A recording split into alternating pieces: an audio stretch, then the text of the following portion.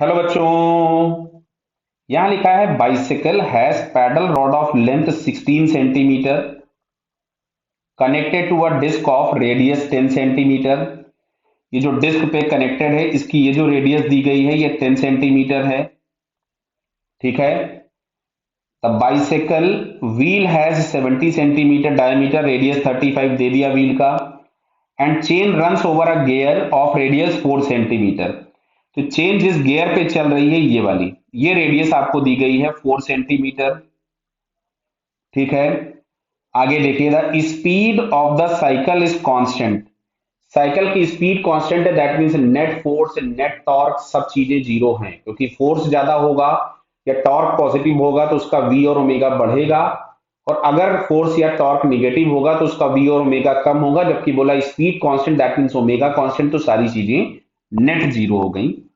Cyclist applied a force 100 newton that is always perpendicular to the pedal rod as shown in the figure. देखो दिया हुआ है। ठीक है।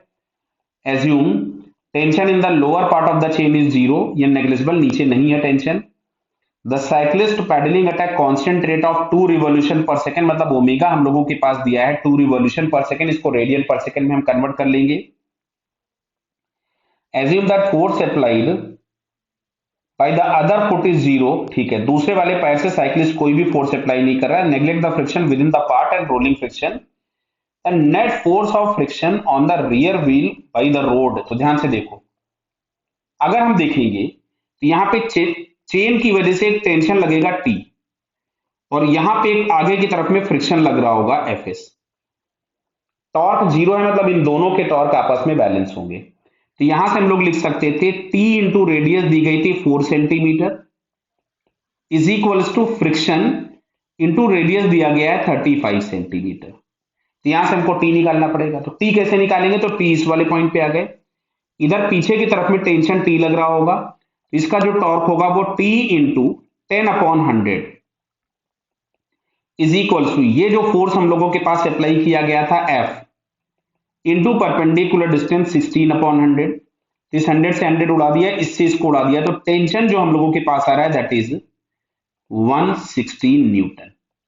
इस टी को उठा के हम ऊपर पुट कर देते हैं, तो 160, इससे मैंने 100 से 100 गायब कर दिया था, तो 160 into 4 is equal to friction into 35।